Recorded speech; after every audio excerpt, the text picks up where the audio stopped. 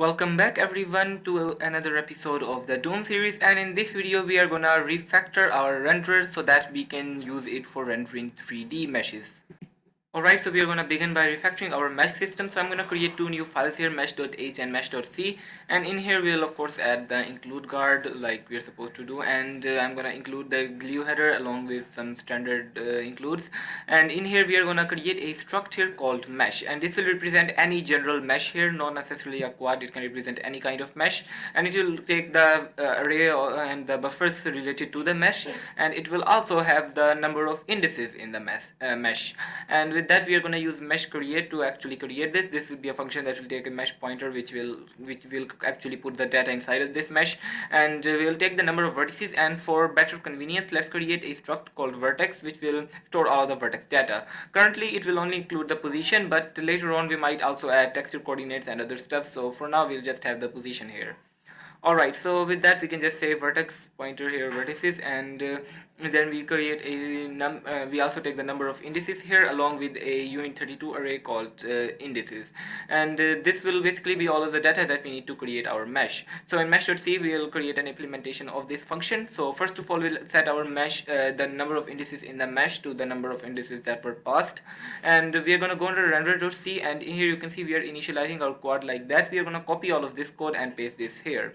The only thing we'll change is that we'll use the meshes attributes instead of creating new ones. So instead of having variables, we are going to use the mesh VBO, VAO, and EBO, and we're going to initialize everything like that. And you can see that it's giving a warning about the way we are accessing the size of vertices. That is wrong to do, so we are going to change it to get the size of a single vertex. And since this is a pointer, we cannot use size of like we would with an array, but instead we'll take a size of a vertex and multiply that by the total number of vertices. And for the index, we are going to do something very similar.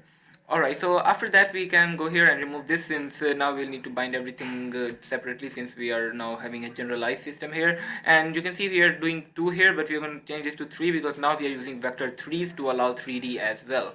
And anyways, we can remove all of this code here, and we are gonna add another attribute here. Actually that was wrong, so we are going to add the 0 here as well to kind of allow us to have a third element so that we can use our meshes API to create that. So we are going to create a mesh inside of the renderer which will be the quad mesh, and we'll use this for rendering everything. And in here we'll call mesh create with the quad mesh, and we'll say 4 vertices and 6 indices, and we'll pass it our indices as well. Of course our vertices is currently a float array, but instead we'd like it to be an array of vertex, and in here we are gonna just go ahead and put like 4 parentheses here, 2 parentheses here actually, because well, the first one will be for each vertex and then the position of each vertex. So we are gonna add this here, and we're gonna add the closing ones as well like that.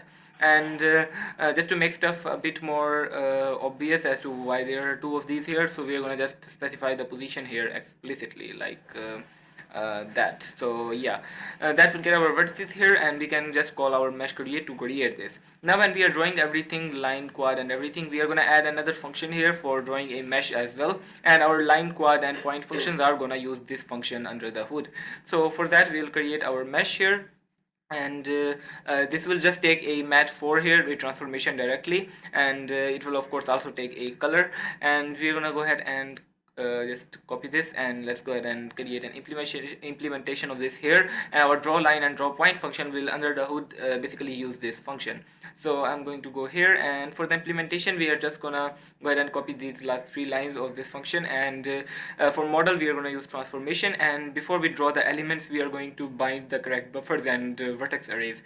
So we are going to use gl bind vertex array, and we are going to pass in our meshes VAO, and we are going to use gl bind buffer and bind the element array buffer, that is the EBO of this array of the mesh. So after doing that, one more thing is that when we are drawing elements we need to make sure that instead of a hardcoded value we pass whatever the mesh's number of indices is here. And in the end when we are drawing our points, let's start with that. So we are going to just call draw mesh with our quad mesh, and the transformation is going to be this model that we calculated, and the color is going to be just this color. Alright, so we are going to go ahead and paste this line here, here, and in the quad function as well. And if I run this right now, you can see everything renders correctly, but the only difference is that now we are rendering with like a fully generalized system that we can also use for 3D rendering. So that's pretty cool. Okay, so the next thing we need to do is we need to set up our camera system for allowing 3D as well. So for 3D we'll need another matrix here called the view matrix, which will multiply along with the other matrices. And now for the actual 3D calculation of this, we're gonna of course get the location of this matrix, the uniform location of this.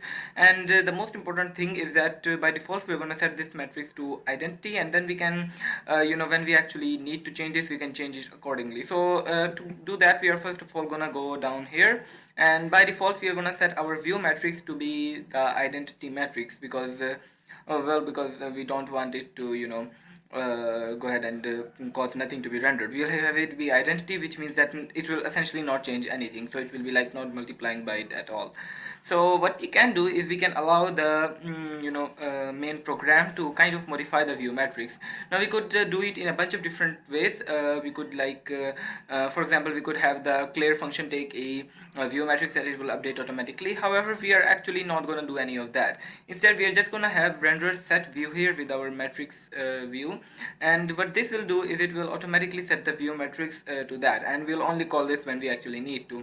By default, we'll have the view matrix be identity, and when we actually need to change it, we will update the view matrix like that. And if I run make, you can see nothing changes, but that means that our whole system is basically set for creating a 3D system. And you can see that in main.c we've got all of this, and we can actually modify the view matrix if we want to. But we'll be doing that in the next video. As far as this video is concerned, I'm gonna end it here, and in the next video we'll get into the interesting part of like taking input and having a 3D camera that the user can use to like look around in 3D space. So stay tuned for that. Make sure to like and subscribe so you don't miss the next one. Make sure to share this video with other people as well, and bye.